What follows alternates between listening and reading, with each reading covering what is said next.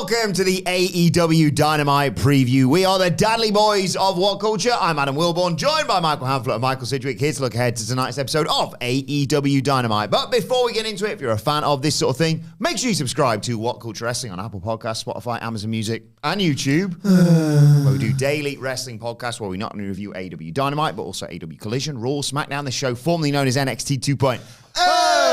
Pay-per-views, premium live events. We have interviews, roundtable discussions, and a roundup of the week, complete with a video quiz, of course, on WrestleCulture. As I said, though, joined by Hamflett and Sidgwick to look ahead to Dynamite tonight, the go-home show ahead of Beach Break. Yep. Dynamite's in a good run of form. I'm going to step on my own dick here, right? For next week's preview, does it have to be in a cage? Do we have to do the match that seeks to prevent interference, but just encourages it, and that'll be the finish, and Hook's probably going to turn or something's going to happen. So I'm not fired up for I was fired up for this match. I thought Joe versus Moxley, if Moxley still got that dog in him, and if I've still got that dog in me, where I'm like, two hard lads beating the shit out of each other, that's going to be great. Yeah. That genre in post-Blackpool Combat Club AEW has started to really kind of, right, okay, I'm kind of over it. The best version of that match is positively awesome, genuinely. I still think the best version of Joe versus Mox, even when Joe's hard guy aura has been packaged in something I don't necessarily believe in the ops. Even if Mox is nakedly trying to be a hard man rather than the hard man I once perceived him to be, I still think there's a match in there that could be phenomenal. But the steel cage really limits that, really truly limits it. You're better off doing Ospreay and Fletcher for a match like that, where you abandon all pretense of what this fabled, almost at this point, mythical idea of the match is in your head. And, it's decades out of date if we're being realistic. Doesn't give me any pleasure to say that. I do like the idea of an understated, minimalist, proper cage match. But I'm 40 in September. For now, we're all in our 30s. Yeah, we're both in our 30s. We're both in our 30s. I don't think I've ever lived through that match being, that match. Well, funnily enough, Sitch. Run me something in a second. I've got something to tell you. Okay. I forgot about this when we were talking about the cage match yesterday, because I thought it existed to tell the audience, we're not going to do blood and guts this year. We're doing the cage now. Yeah. Stable. But I thought of something else. And I wondered if this was Moxley and Omega had a cage match before Blood and Guts in 2023. Yeah, good point. Good point. Well made. So my first point, gone. It's a second one. It's okay. Bam, not a factor. Not a factor. Second one that I think might be actually relevant. Samoa Joe might have mined his own career for something here. Rare that I'm going to say this. AEW might be copying TNA's homework. There was a really, really effective beatdown of Samoa Joe that took place in a steel cage by the Main Event Mafia during the otherwise flawed Main Event Mafia Frontline Stable War of 2009, I think. And basically the idea was Joe and AJ Styles were the leaders of the Frontline and the best of what TNA had to offer against the Main Event Mafia. But they got Joe locked in a cage and got him on the ground. I think it was Angle that took him down with submission, whatever it was. And they broke his arm with a pipe and everything else. And Joe looked so vulnerable. Like in that situation, the front line couldn't get in the cage. They were stopping him. The door was locked. And it was like a write-off to give Joe a bit of a breather. And he came back with Hook potentially turning. And the Mafia, the Death Riders locking the door. Wrong show, we'll do that later. The Death Riders locking the door and stopping anybody. I love how you thought of the idea as like, the Mafia. I mean, that would be preposterous. The Main Event Mafia. Sorry, yeah. Oh, all right, we'll do NXT later. Yeah. With Hook's betrayal shocking everybody, and then the Death Riders like stopping anybody getting in. The best example of that is obviously the Hearts in the cage at SummerSlam 94, where you've got the people trying to climb in and they can't get in because they're being knocked off the side, while Joe is centre ring just having like an arm or a leg broken by the Death Riders.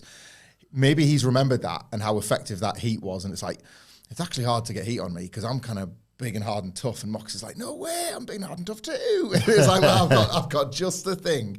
Like, that might be a visual that he's going for there. And again, with a heel turn, that's, like, there's been loads of cool, famous heel turns that involve steel cages and doors and whatever. That might be something to think of, and it's actually a way to write Joe out of the next multi-man series. Dusty, Ole, that kind of deal. And how do you make someone like Samoa Joe look beatable, vulnerable, and somebody that like helps the Death Riders look cruel again and mean again in this last stretch of their run. Yeah. So, I mean, broadly, I'm very positive about the direction AEW has taken. They are 1 month into the 6th month. What else you got? Show me something. Show me something consistently without being defensive and stupid about it. So 5 months to go. 5 months to go, and this show looks really good. Not as strong on paper as the other weeks. And there's one match that people are getting excited about where I'm like, come on, let's just hold our horses here a little bit. But otherwise, I mean, there's one match on here that looks tits. Yeah. The idea of one match on this show, I'd much rather it was just a promo to build to another match, but we'll get into it momentarily. Yeah, I was going to say, before Samoa Joe gets to Jon Moxley, he has to get past Claudio Castagnoli. If he wins that match, I mean, then... This is... And we speak about this once every 3 weeks at a minimum, and we have done for 6 years. almost 6 years. This is such a narrative obligation, except no one's making Tony Khan do it. Mm-hmm. Now, understand, right, that Samoa Joe, I'm not as high on Joe post-2006 as the vast majority of people listening to and or watching this podcast, right? Claudio, I'm over in the context of AEW, quite frankly. There's a big difference between that younger, sharper Cesaro, who was just doing those amazing run around the ring and kill everyone in sight in these spree spots that still get gift and remember this to this day, to this guy who in the 5-star promotion will get you 3 3/4. You know, I just don't really get energized by Claudio. Every now and then he'll do something awesome. Every now and then he'll do a match that's great. I think Claudio versus Danielson from Collision, in the first Continental Classics, one of the most underrated matches in AEW history. So he's still got something of it. Tag setting is where the dog is, I think.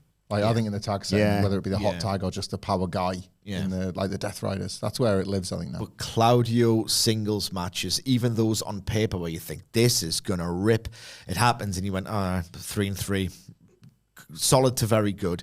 Hard to get really, truly, jazzed about it. I think he had a singles match with Ospreay last year that was very good. And that's Ospreay's floor at this point.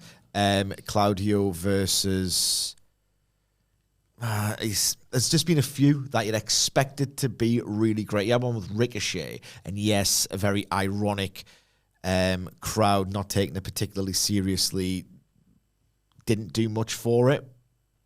And he's just very uneven, Claudio, so it's very difficult to just go purely on resume and legacy and think, automatic, great match incoming, particularly since we know why it exists. There's a really crushingly boring reason why it exists. And we've done not that we do bits on this podcast, but we've done a bit about this bit where it's if he can, Jesus Christ, if Joe beats Claudio, well, that could have big time repercussions on the match with Mox next week. And there's just, can you imagine in any universe, in any alternate universe where Claudio just wins? It's all right, okay, well, do we cancel the match? Or what are we doing here, actually? Does that mean he doesn't get the match? Yeah. So it's a Dynamite cliche, a Tony Khan foible of a match. Tony foible. Yeah, is very good. Thank you. Is this a first-time meeting? Ooh, good question. I believe it's been billed as a first-time meeting.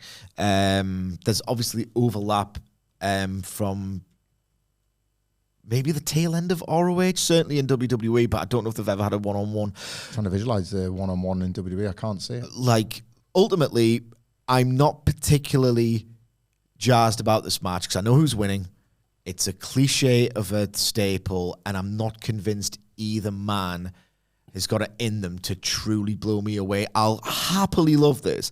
And there's obviously a version of this match. There's a probability that this could be actually great.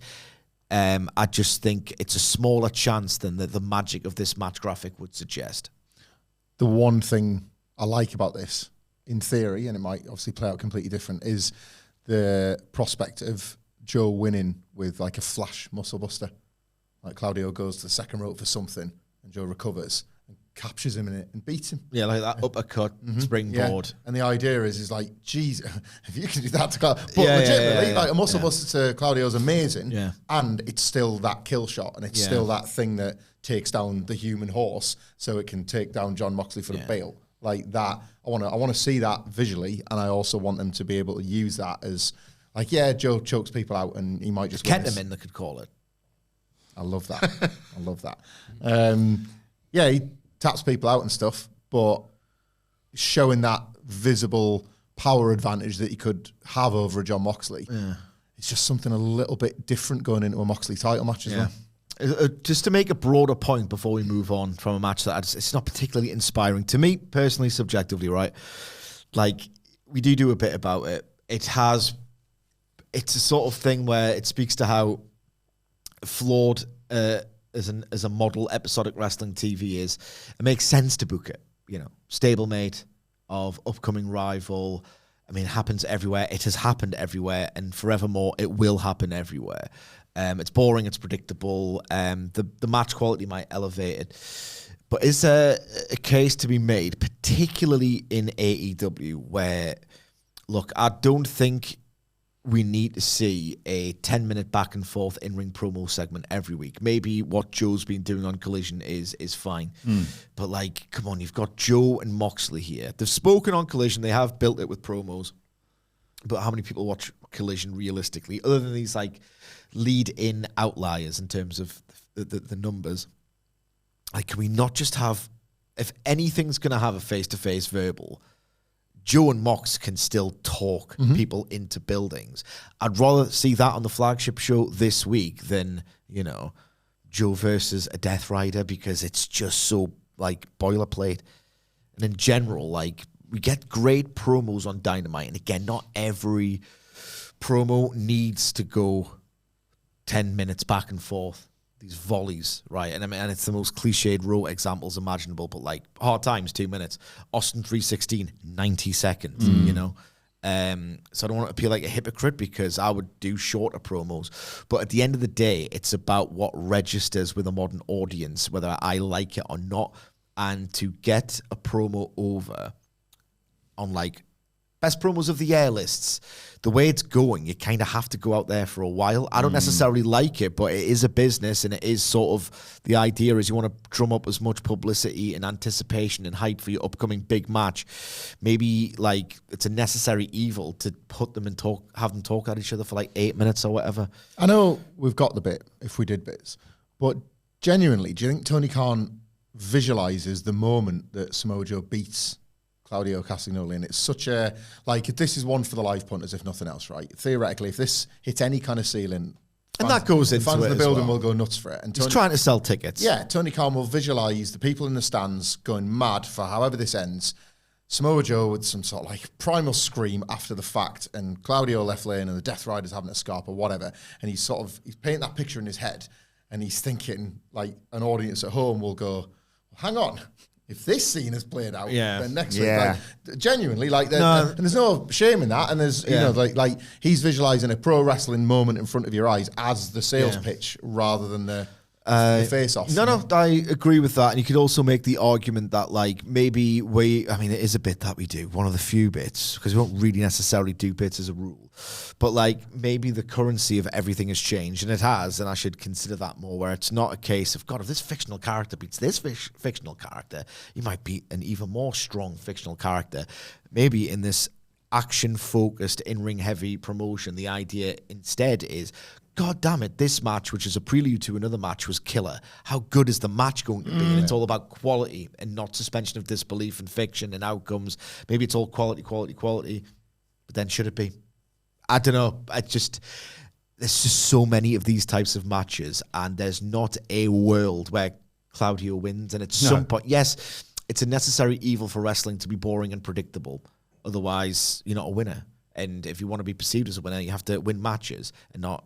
And a lot of matches are going to be predictable because the people who should win are expected to win, ergo win. But doing off-season is basically the answer to a lot of my prayers. Because if you did like a 2-month off-season, you could spend those, like, have a week, have a break, have some Mai Tais on the beach, decompress, do nothing to the point where you're agitating to do work. Not, oh Christ, it's Monday. Jesus, I need to finish Dynamite, you know. And then after your week of just doing nothing but drinking Mai Tais and all the rest of it, you can then take that month, like select who am I going to push, what big matches do I want to do, how do I arrive at those matches. I've got 2 months to think of like, what would be an interesting twist here? What would be an interesting Brian Cage, Hangman Page fork in the road? Maybe it would give you more opportunities to think of those ideas as opposed to, all right, we're doing Joe versus Mox. Right, who's it going to be, Joe versus Yuta or Claudio? Oh, we'll go with Claudio, actually. I think that's better for Joe. You know what I mean? It's just like you just get into this really rote way of thinking when you're just in it 24/7. 24. You're asking for Tony Khan to put in like the 5 to 6 hours Triple H puts in. I mean, Come on, I know. Come on, Sid. Be realistic. I know. It is the first time they've faced each other in AEW. They've had 4 matches previously, 2 in Ring of Honor, 2 in WWE.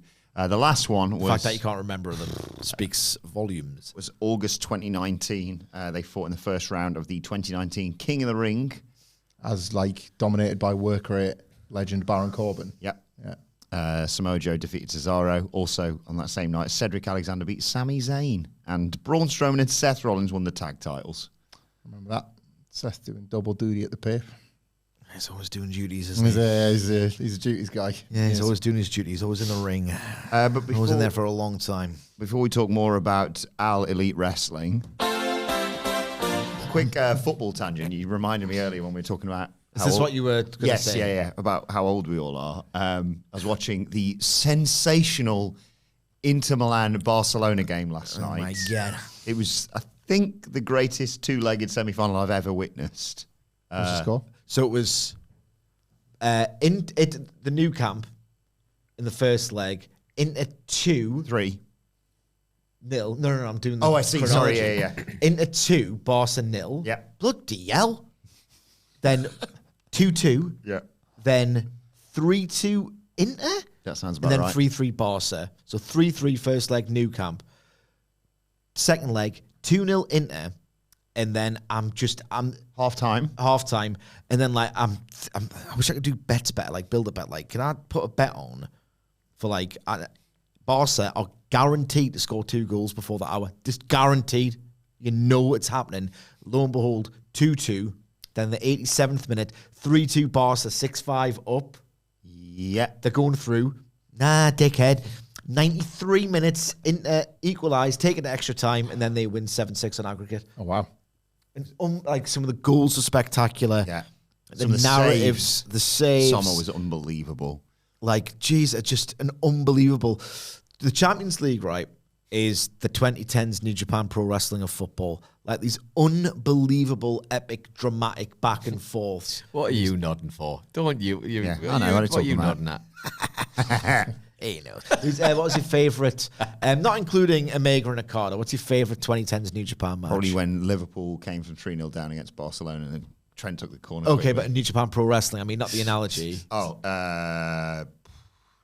Teddy Sheringham. No, wrestling, New Japan Pro Wrestling. Oh, just name any two that have wrestled each other countless Okada times. Versus... Well, I'll take your pick, really, innit? You want to pick one? I don't want to hog the spotlight here. I was happy for you to choose first, mate. All of them, probably, innit? Yeah, all the matches. All that. All the G1 matches. But what I was going to mention was the equaliser, as Sidge mentioned, like the 93rd minute in injury time, was a player scoring, I think, his first goal in Europe for Inter. And I think he was a defender, possibly, sent forward, like a bit like Harry Maguire's been, to like just cause some trouble up there. It's a really good finish at the near post. And they were like, oh, what a moment this is. He's got the equaliser. Inter Milan look dead and married. And here came the defenders, get the equaliser for them. Old man, 37 years old. Look how old he is. He's probably got his walking stick knocking about. That reminds me of the fossil. Reminds me of a great tweet where it's like that. The format is me, colon, and then someone else, colon, me. Hey, I'm only in my 30s. Got loads of time to turn it around. Me watching sports. Look at this guy, 31, a miracle. Oh yeah, no, I'm old. It's too old to do too late to do anything else. Dunsky Jones. I will say one more thing just to conclude the football tangent. The soccer tangent is, look, I love Sandro Tonali for Newcastle United. I think he's an absolutely wonderful, wonderful professional footballer who's got so much room to become he's on the cusp of being world-class, truly elite, which is bad because it's all right, he's probably going to go to Barca or whatever in 2 years. But watching that match last night, and indeed the match last week, Nicholas might remember this actually, 2 years ago, ends up being apparently a smokescreen to unsettle a rival club into selling their midfielder Tonali to us, with the idea being, oh Christ, we might have to sell him, otherwise we won't get the fee because they might go for this guy. There was a bloody football headline in the Telegraph, which is like a reputable outlet. Reputable, not so much anything else. Newcastle close in on 50 million deal for Barella. And it didn't happen. Obviously, we got Tonali instead, but I remember reading that and thinking, well, he might be the best midfield player in the world and we're going to sign him. It didn't happen. Can you remember that, Nicholas? I remember it well because you were devastated. And then I said, who are they signing instead? And you said Tonali. And I said, Sidge, he's miles better. He's a much better midfielder. Overall, better player, in my opinion. You reckon? There you go. I do. And that concludes today's Soccer tangent. Right, I sort of buried the lead here for tonight's Dynamite because tonight, Rhyno makes his AEW debut. I'll rip your face off and make you eat your own face, and then you're going to your face out. Yes, great. Yeah, he's the best. Rhyno ruled. The thing about Rhyno is like, in a way, it was kind of the symbolic end of ECW as this revolutionary force, because for the first time, Heyman, who was just literally like, I'm days away from publishing The Secret History of AEW, a 10,000 word long form, and the sheer amount of, oh yeah, Heyman did that first. It's like Simpsons did it. Yeah. Oh, that was ECW. Oh, that was ECW. That was ECW. Like, MJF versus Cody, there's at least 2 ECW influences in that. You've got the no-touch bill between Taz and Sabu. The idea was implemented by Tony Khan, who grew up on ECW, and I'm getting there momentarily with his Rhyno deal. All right, okay, well, MJF, Cody can't get his hands on MJF per the stipulation. A twist on MJF, on Taz, Sabu. The lashing was Tommy Dreamer, Sandman, you know. And do so may I have another. Like that in itself, right? Tommy Dreamer versus the Sandman. So you have the first that go into the locker room after the blinded angle, and like heels and faces alike are like going after the Sandman to make sure he's fine. 2 years before Pillman started to acknowledge it was a work for for this one specific angle on the show. You have, not that I'd ever want to compare Tommy Dreamer to Stone Cold Steve Austin, but like there's an element of WrestleMania 13, baby faces can lose and still look hard and get over. There was a third thing. The kendo sticks. You just see them all the time, and that was the first time you saw. Unbelievable. Terrifying Singapore cane. Yeah. Off the back of a story that shocked America. I think some kid had been hit with a Singapore cane. Some kid had emigrated over there. He's American, and I think he'd done some kind of petty crime, like that he'd stolen something or whatever. And there was a big international incident where he was going to get cane, but like Clinton was like, less. I have to save face here a bit. Anyway, what I'm getting taking at, like wrestling xenophobia and making it make sense in his like hardcore world. It was brilliant. Like, but what I was getting at with Rhyno was like, it was the first time Heyman was kind of behind it, where it's like Rhyno wouldn't exist without Goldberg, for example. It's like, for the first time there's been a subversion here, but it never scanned as a ripoff because Rhyno was too goddamn awesome. He was class. He was more awesome than that dirty sellout Mike Awesome. That's what they were telling you. It was Didn't get paid. Yeah, Mike Awesome did not get paid, and he had a family. No, it was like, how dare Mike Awesome leave for a 6-figure TV role? That stinking sellout. We've got Rhyno. And what's Mike Awesome doing? He's the fat chick thriller. He's that 70s guy. The WCW loses again. Mike Awesome's earning a living. Yeah. So, call it a draw. Rhyno. At least someone doesn't say just change the last number on the check or whatever it is. I've got this thing where wrestling fans, and to their credit, I'm not one of these people, and I see it in Hamflett, and I'm like, really? You take 2 years of being good and then 20 years of being slop?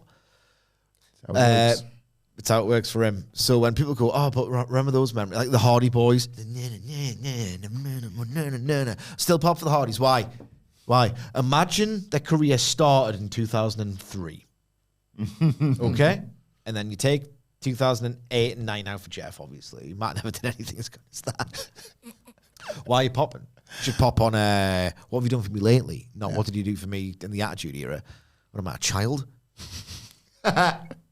Anyway, Rhyno breaks that rule for me. You can forget, he didn't do much in TNA. And, he didn't look good on that NXT Revival show last year, really. Yeah, he was on SmackDown doing much nothing. Oh my God, Rhino's back. He says, and he's got a gore and he's awesome. I just love Rhyno, man. Yeah, I love Rhyno. It's not the worst thing to bring him in here if they're going to be doing that residency at when is it, July? Oh, yeah. Yeah. Have him kill some dude here and then beat him there where it means something. That's it. Create him as a threat and a danger. Now, either as a baby face, like with a bit of history and legacy that some heel can take advantage of, or as a heel who is brought in as somebody's heater, I guess, who can then lose in some big match at the ECW Arena. They've got, like 6 shows or something to use him for? Yeah. And this is Detroit. Is that right? Yeah, they are at the Masonic Temple Theatre in Detroit, Michigan. Or as I like to call it, the Ass on Dick Temple Theatre in Detroit, Michigan. So, yeah. They'll get a hometown pop tonight as a baby face regardless. And a nostalgia pop as well. Yeah. Who's love Rhyno, man. Yeah. Rhyno. I mean, it's probably not deserved anymore. But I just love the daft Rhyno, man. Do you want to? I realised he should murder someone in a squash. We should mention he's not officially advertised for Dynamite, but he kind of half like is. Him and it's like this show and Ring of Honor, so we can dream. Who wrote? Oh, he's going to be live on Wednesday. I think it was AEW. Let me double check. Rhyno. Anyway, should we pick a geek from the squash? With the idea about he goes a geek. Yeah. Man beats Rhyno appear live in Detroit at the Ass on Dick Temple Theatre. Oh, they wrote it as well. Wednesday and Thursday when AEW and Ring of Honor return to the Motor City. Oh. Which one is it? He's probably just doing Ring of Honor, mate. But anyway.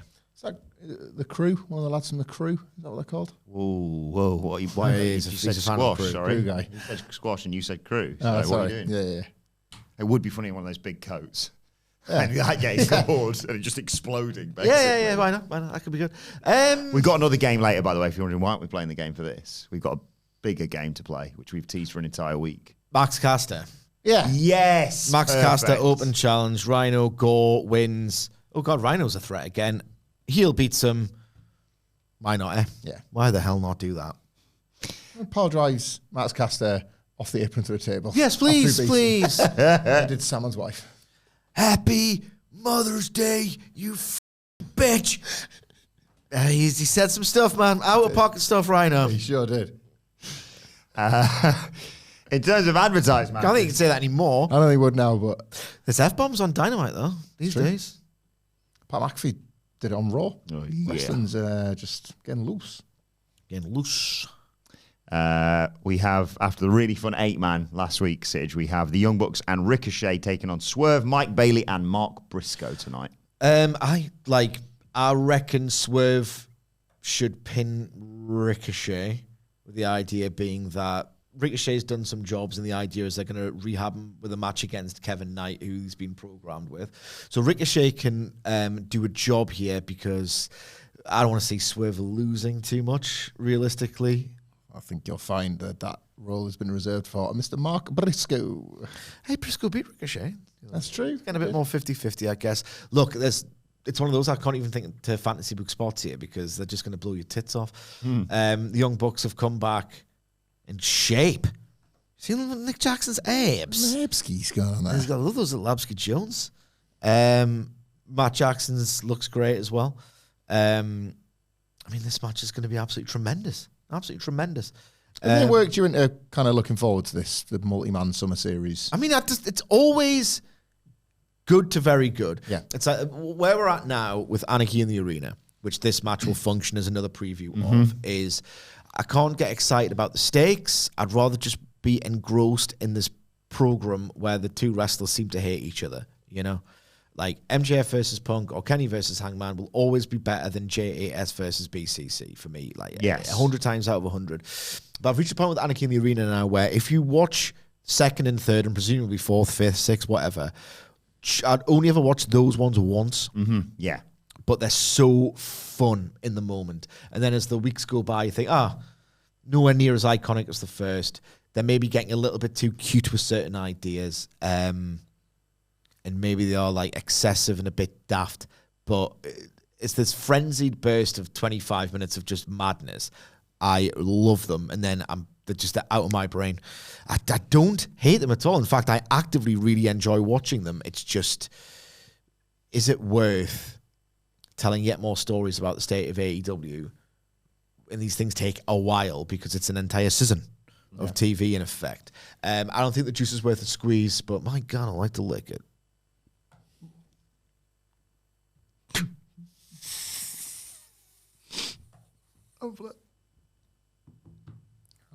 Very little to add. Very little, yeah, look forward to the match. Should be a great match.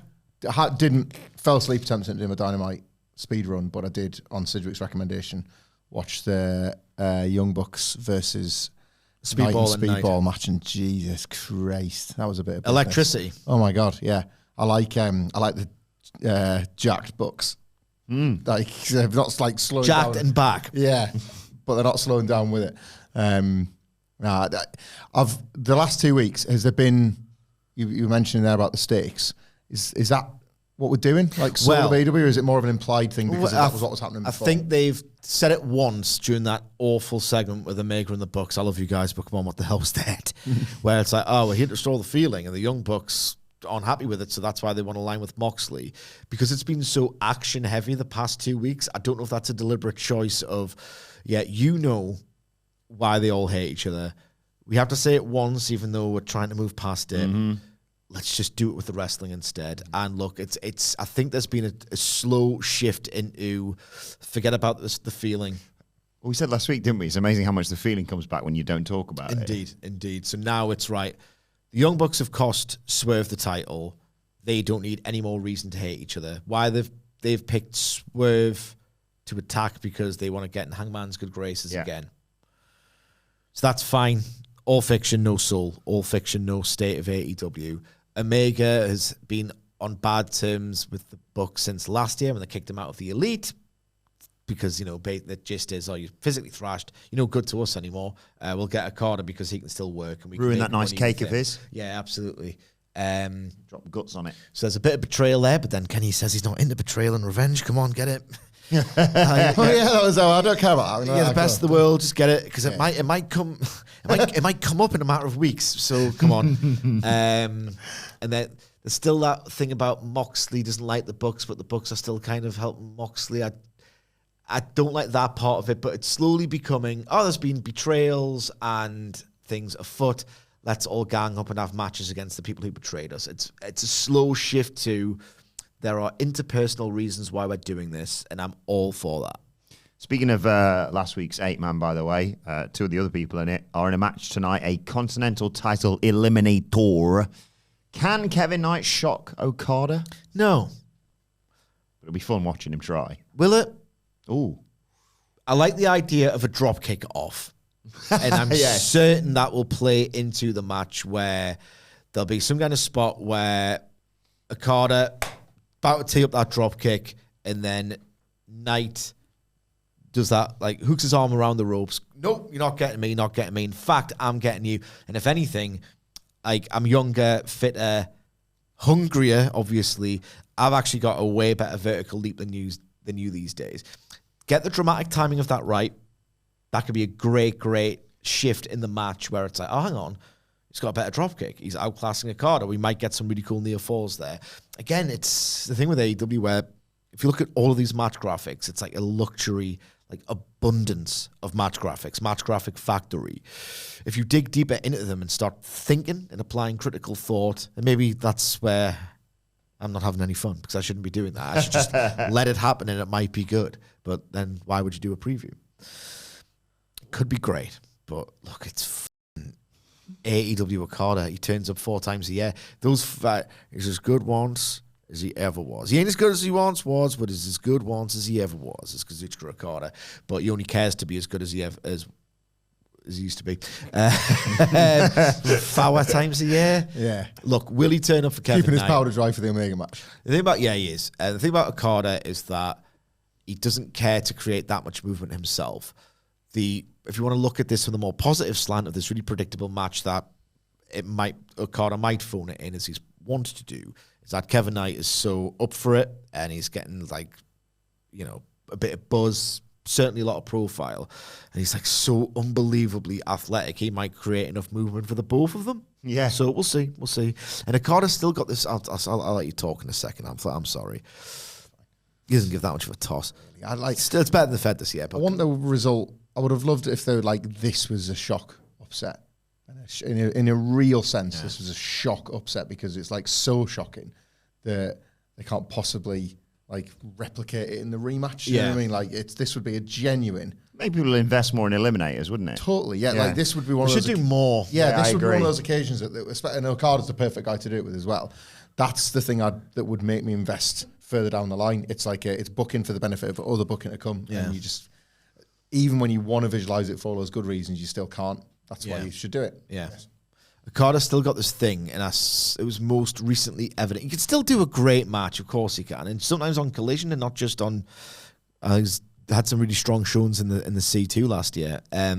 He's still got this weird thing where he can have this match and it's going at a certain pace, and it's the USA Okada pace, and you're thinking, I know what the deal is here.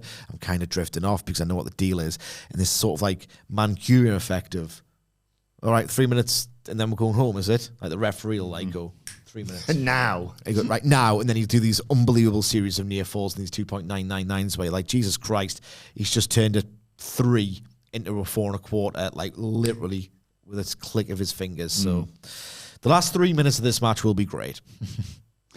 Let's focus on the Owen Hart Cup finals, because on the road to that, we have a sit-down interview with Renee Paquette and Jamie Hayter. As well as that, we've got Hangman Page and Will Ospreay set to appear tonight as well. Just hyping up very anticipated matches. Obviously, Mercedes is waiting for Jamie Hayter. Yeah. The Jamie Hayter sit-down, let's mirror last week. Let's give it the same amount of time. Have this almost subliminal effect of they're both of equal. I mean, they're not.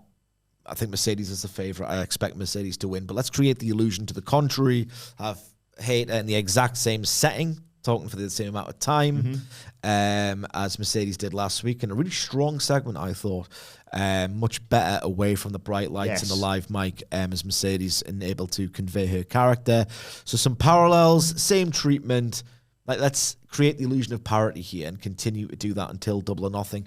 As for Page Ospreay, I don't know how they build it, because ostensibly what we've got here is a fixture between two babyface who happen to have won the same amount of matches on opposite side of the brackets. There's no personal conflict. They have no real reason to hate each other. Really, if this is all, you know, a shoot, they don't really have to do anything except sign a contract. We'll see you there. Let's have a proper exhibition of great wrestling. We'll both fight fair, and whoever's the best wins. That's pretty dull. What they need to do here, and I don't think this is the week for it, is, and I'm not saying WWE has invented this, but they've done a fantastic job of it in recent months. A similar thing to, and this is a pretty lofty comparison, but that Cody Rhodes CM Punk face-to-face confrontation where they talk to each other as peers, close friends, equals, enormous amount of respect between both men. And they have this conversation, and they're building a match, or they're teasing something, or they're just having a civil discussion live on TV. And there's a line, and it's like, bit dickheaded that. And then it just mutates into something where it's like, they might end up punching each other in the face. They need to frame it all as competitive. They're two baby faces. You don't want to put too much heat on one of them. You don't want to, realistically babyface one of them too much, because there's a reason why promoters historically never book these matches, and it's because you don't want one of your baby faces to look lesser than. It's an inherent risk. People love Hangman Page. And it's Ospreay who's going to get the turn, it looks like. So they need to go for that civil discussion where, you know, nothing personal, but I'm going to kill you, mate. And then find a really cute connection or a line of dialogue or just something that irks the other, and then it can mutate into a brawl from there. But I don't think this is the week to do it. I'd have Hangman, whether on purpose or by accident, patronise Will Ospreay a little bit. That kind of like, I was like you once. It's good here, isn't it? And you get to be the world champion eventually, and you get to, and you think that's going to be it, and it's going to be the culmination of something. It's not. It's actually something much worse than you think it is. Like you've still got a glint in your eye. Yeah. And I love that. Love that for you. Yeah. Like inadvertent hair ruffle, and Ospreay won't have his hair ruffled, and he's like, well, we don't all have to go your way. Like, I know why you want your title back, but I want it for the first time to do it better than you Properly. if anything. Properly. Yeah, properly. And I'm like, well, the second part. Yeah, like, you say the first thing's like, well, the reason why it went wrong for you was was it the second pay-per-view defense? Like, I plan on having it a bit longer. Yeah, like the... What did Hangman do in Japan? Nothing. Next to nothing. He was barely over. He didn't have that much time there with his style. Loaded with potential that was never truly realised. Well, that's the thing. It's like, it's one of those... Well, they saw him as a main event, is, like the Elite saw him as a main event from that. They did more than New Japan did. Yeah. And this is going to sound so sacrilegious, and trust me, if you've been with us this long on this podcast and you've listened to us for months or years or whatever, you'll know I'll find a way into this comparison. He was closer to Austin Theory than anything else, where all this talk around him of like people within wrestling, people think he's got all the talent in the world. And you're thinking, huh? Yeah. Andy Murray, one of his most famous moments, said that Hangman Page was as interesting as room temperature water and unbuttered toast. Yeah. Probably a bit harsh. Obviously, on being the Elite, Hangman Page had shown glimpses of being, he's patter. Yes. He is patter. But my God, like, as strong as he was in the build on being on BTE ahead of All In, it was still not so great all the time, where you're thinking, they're building this entire promotion around him. Like that was a dirty word / name to talk about now, but people are like, well, he hasn't got the charisma of a Marty Scurll, who we were sharing screen with all the time. Yeah. He couldn't work up to the level that Cody could work with. He was thought of as 3-star Cody at the time. Yeah. And he was below, apparently, both of those seasons. Like, obviously glimpses, and if you go back now, it's almost obvious that he was going to be a star, but the general read was, no, there's certain reactions that you got in Kurikan where it's like, oh, God, you're not even over, no matter who you hitch to and sort of all this. So Ospreay can say, like, I did it in Japan, you didn't. Like, I do like your pitch there of them sort of start not nicey.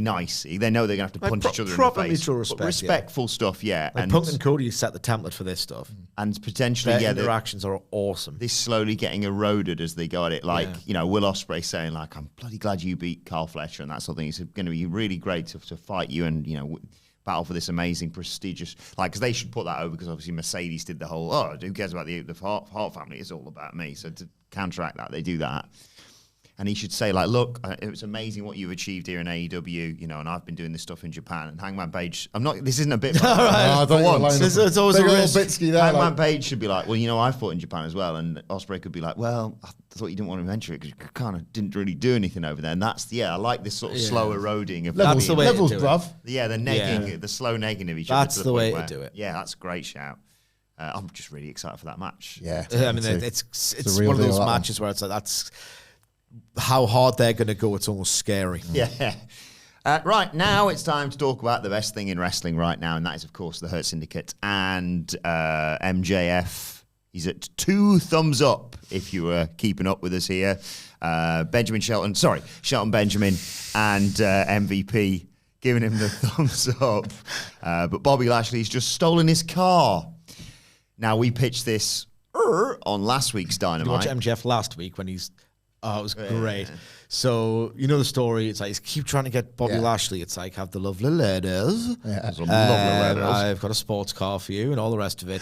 And then, 2 weeks ago... Sorry, Sidge. I'd been awake 30 hours, maybe more, by the time that we were reviewing Dynamite. And when you just like... You've all been to America, mate.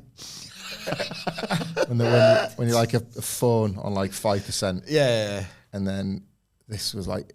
Honestly, like that USB charge that you just need for the last 10%, we get to that segment and it's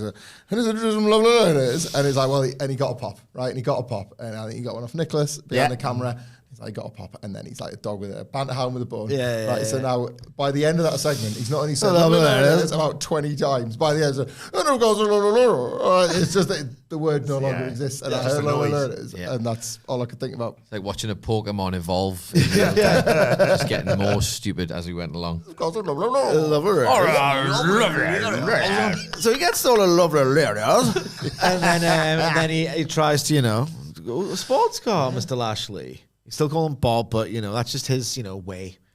Last week it's so like the pivot. It's like Shelton Benjamin, great. The standard of excellence MVP. We go such a long way back, Bob. It's just like you're starting to lose shit with Bobby Lashley, Bob. And then he's like, I'm starting to get sick of your shit, Bob. Did he say, Bob, enjoy the drive-in today, Bob? I'm starting to get sick of your shit. And like, he's just like, he's lost it with Bobby Lashley. And Lashley's like, well, I will kill you. Yeah. He called him Ball. And Lashley was just, I love the tension of, it's so, like, you look at Bobby Lashley, who's already enormous, and then in the ring with MVP, he looks like he's 11 foot because it's like he's going to rip your limb from limb.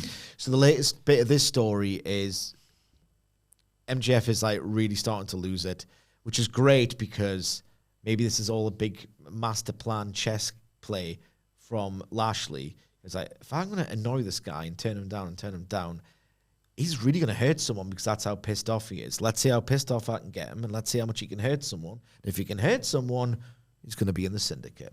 But that's the gist that we said it would be. He's going to hurt someone because he's finally understand, what does the customer want? The customer's always right. The customer wants you to hurt someone to prove that you can hurt someone. So we need to determine on this preview who he's going to hurt.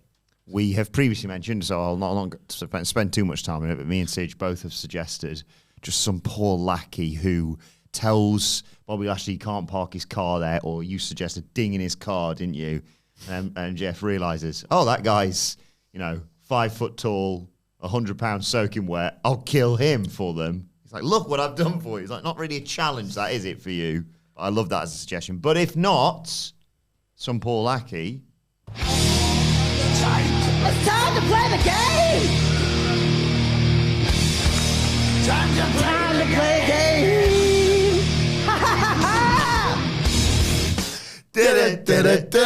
Who will MJF attack? I'm just thinking Rhyno there. Hometown.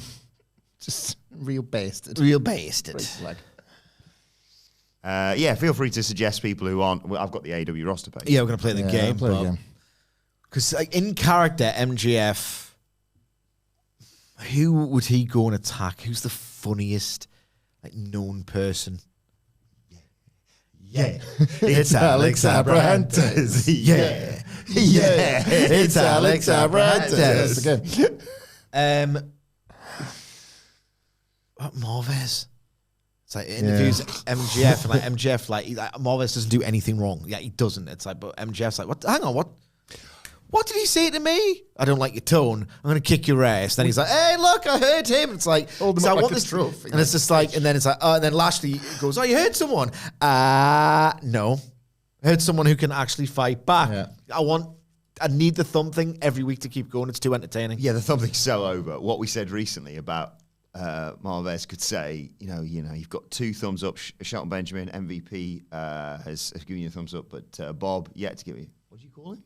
Like we said that before. You should get annoyed at someone else calling Bobby Lashley good. Bob. I like that. I get to call him Bob because I'm his friend. Yeah, Marvez for me. Every day of the week. What do you reckon, Mike? We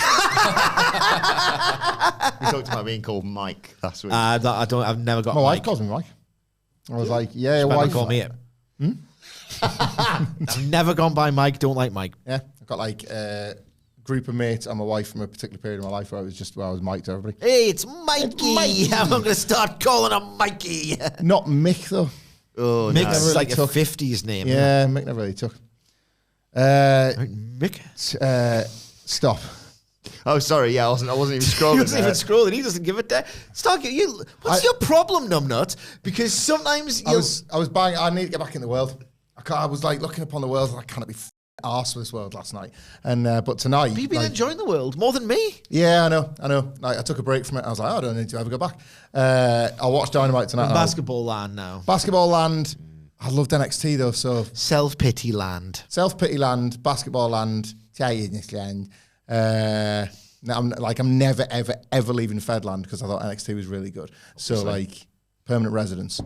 But yeah, tonight will be the night I get back in the world because did love that Dynamite before WrestleMania. Play the game and get in the world. Enjoyed the flex of like, hey, what if we have the best wrestling matches before the biggest wrestling show of the year? No one gives a f. But like it was. No, they did actually. No. Losers give a f. Losers give a f. They always will. They always will give a fuck. Well, actually, no. I think the momentum's actually with AEW, so it's a good strategic ploy. So people do care. People do care. That's what the narrative big says. Momentum sounds a bit like the feeling. Oh, Twist. sorry, Mr. Fedman. What's happened to yours, you MAGA chud? It's lost the plot, and everyone who likes it's unlikable. I cannot wait. What, to go to the next Trump rally? For the because you love MAGA so much. Tyrone in 2019. How did this happen? I cannot wait for what? Tell me this. Tell me this, Dr. Dub. What's going to happen Reverend Dub to you? What's going to happen when AEW toasts a really successful Forbidden Door gate? Are people on Twitter going to bollock the people that bought tickets? They're clapping that you made the company loads of money. Or is it going to be, well done, AEW on the great gate? Well done, AEW on the great gate. That's what's going to happen, isn't it? What's that about? So I was like, I went on to have a look. I'm going to have a look at the Forbidden Door tickets. Oh, they're pretty expensive. I was like, this is the way wrestling's gone, isn't it? I went on Twitter to have a look at it, and it was like, everybody's saying, it's looking good for that Forbidden Door gate. I was like, now hold on a second. Because they're just a little engine that could, they're getting throttled by the monopoly time and time again, counter-program, and sometimes just to celebrate a win for the good guys. People were bollocked for being part of history over there. Yeah. Which is it? Well, I'm looking forward to Dynamite tonight. I don't know how we got here. I'm quite looking forward to Dynamite. Mommy's all right. Daddy's all right. You just get a little weird. Surrender. What a tune that is. And what a wrestler Penta is. How's it going in the Fed? Got a title match on Saturday. Pretty good, by the looks of things. Even more contender to a belt. Yes, I have the AEW roster page open in front of me. Tell me where to stop. Oh, I'll go first. Yeah, sorry, you go first. This is the got nothing left. I was pretending to give a my Jap liver? Okay, because you know me, I go in every WWE preview thinking the show's going to be good, so you should match my energy. Step.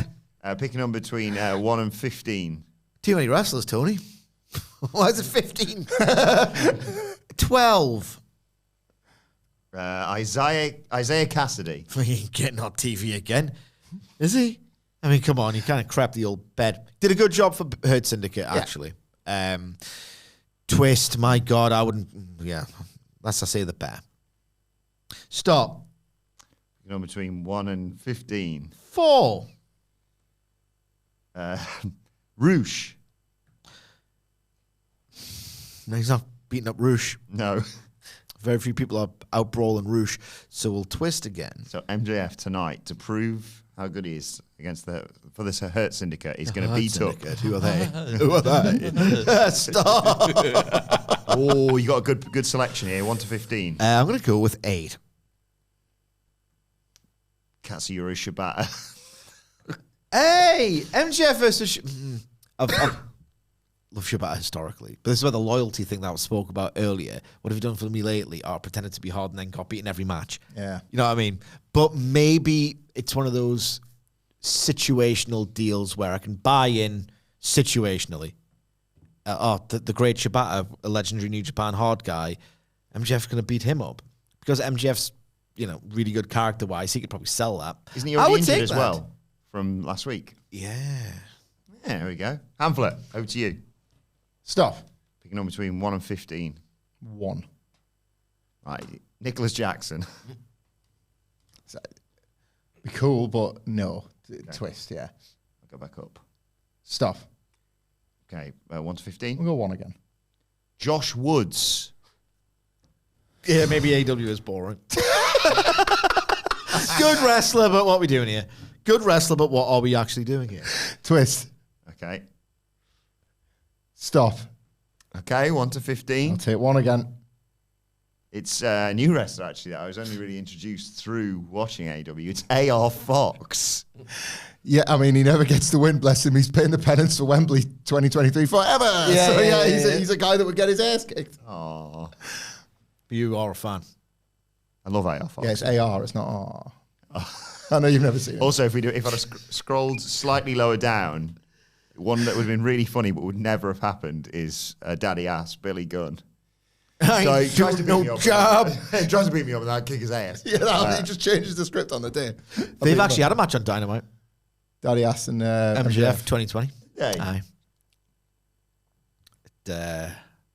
Daddy Magic. Talking to daddies, he's a good bleeder. Beat him up. Yeah. Is that anything? Don't know. Every time something bloody screen blades. Yeah. He loves it, doesn't he? He does. So the promo backstage, it's class, and it was like, here we go. Bleed to death. Yeah. I do. I do think you're right, It's though. death for you, get a push. It's especially with what happened last week where the fans were there like, yeah, we hurt people. And they're like, it's better as experience. Yeah. I don't know why, but yeah, an even dweebier fan of the Hurt Syndicate. Max is like, that guy right there. Yeah. Skinny as on me, basically. Yay! Dead. Finally, we have just one women's match on tonight's show, but it's got a lot of history. It's a 4-way.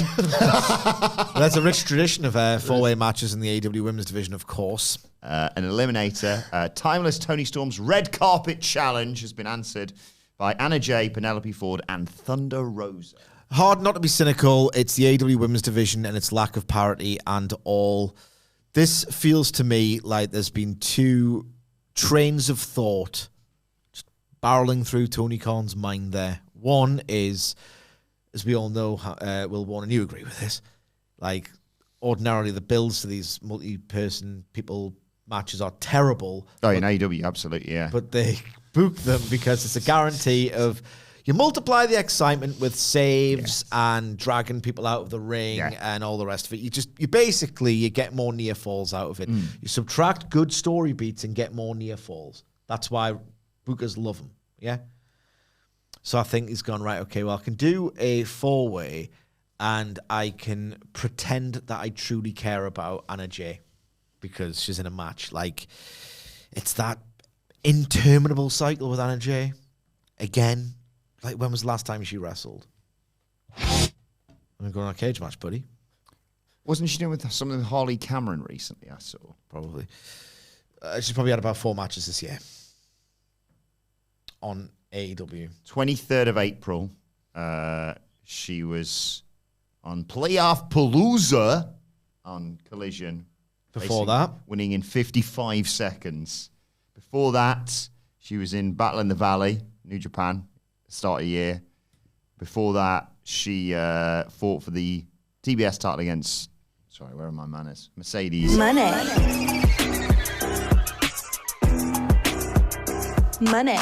At Holiday Bayish. So December. Yeah. Has she been injured? I don't know, actually. Either way, it's like, all right, okay, it's just, what's the point? Like, really, what is the point?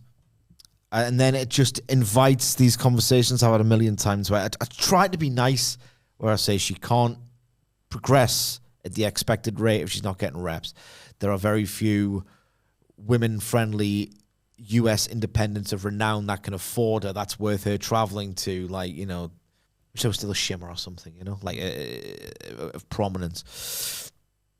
I just don't know what we're doing here, and it's just a shame. Like, it's just a shame. But I feel like this is, right, get some of the women who we've not used for a while, lump them into one match so we can pretend that they're still worth beating the next time they lose. There's just an air of cynicism surrounding this 4-way that I can't really get past. When I see it on the graphic, it feels a bit, I know what you're trying to do here, and I can see through it. It's very transparent. But with it being a 4-way, you raise the floor of quality, so it might be good. I suppose with it being an eliminator, someone can win by not pinning. Thunder Rosa pins one of the 2 jobbers and gets a title shot against Tony Storm at Double or Nothing. And at Double or Nothing, and I think this could come up in the Jamie Hayter thing, it was at Double or Nothing 2023. Remember it, Sage? Great night. Oh, yeah, you were there, weren't you? You were there? Long night. Who benefited from Jamie Hayter's Long night. Who benefited from Jamie Hayter's injury to become women's champion? Tony Storm. Yeah. So Jamie Hayter having the motivation to want to go to Double or Nothing, to win the Owen Hart, to get a chance at Tony Storm, who will beat Thunder Rosa probably at Double or Nothing. Like, it's all right booking. It's not bad. Like, it's a cheap way to get there, I suppose. But like, Thunder Rosa's a bit of form lately. Like, enough. Like, the matches have been decent, but I'm talking more in kayfabe terms. A bit of form to sort of get her to a title shot and getting it here. I'm sure they've had a strong match before as well. Yeah. I like that as a shout. I didn't even think about it about the 4-way stipulation actually helping them. I want to care about Anna Jay more, but I'm done here. Has Tony Storm teased anything? It's Hayter or Mercedes versus Tony Storm post Double or Nothing, isn't it? So, yeah. There's been no Tony Storm story teasers in the last couple of weeks. She's just been mainly mingling with Hater and Yeah. Mercedes. She did a rave to. She was like on the floor doing like kicking her legs about, doing some weird like tired dance to the rave. That was a good bit. But as I said, Sidge, this is the only women's match on AEW Dynamite tonight, so we have to get to the name of the game. Before that, though, the aim of the game. The aim of the game is to identify to the hour, minute, and second the first time you hear the first note for the first entrance theme for the first woman to come out and compete in the only women's match on Dynamite. There's only one. Uno. Ein. Un. Ishibat? The idea being that if we can just nail this little entrance cue to the hour, minute, and second, it'll really put in bold, underscore, and italicize. There's a pattern here. Why is it always around the same time? Why is it always in that sort of 1 hour 20 to 1 hour 25 minute range? Well, more often than not, anyway. And why is it sequenced at a certain point? And then you think, hang on, what's going on here? Between Tony Khan, AEW, and Warner, is there a bit of sort of like market psychology where they think they don't want the bloody birds? I want to see Willow Nightingale more than half the wrestlers on this card. But, you know, that's what they seem to think. If we can just put the only women's match right before the main event, the market psychology would be, oh, they've had the sunk cost fallacy of, oh, I've already watched this long. We'll put up with the bloody birds. I don't want to put up with the birds. I want to watch more women's wrestling. But that's what I think they think. And you're thinking, right, okay, well, that is a mouthful, Sidgy. That is a mouthful. Can you jingleize what you perceive to be this cynical thought process? I sure can. Don't worry, guys. When the women come out to play, the main event ain't too far away. That's the aim of the game that we play. And the name of the game is... Is the feeling coming back to Dynamite? Oh, Lord.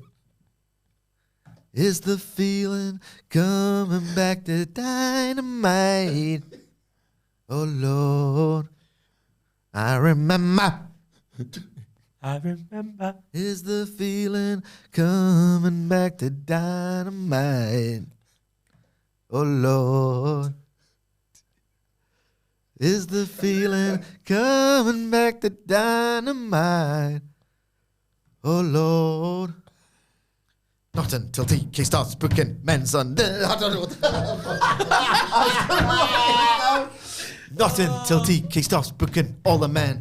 Is the feeling coming back? I need some glucose. My blood sugar's dropping. I'm hungry.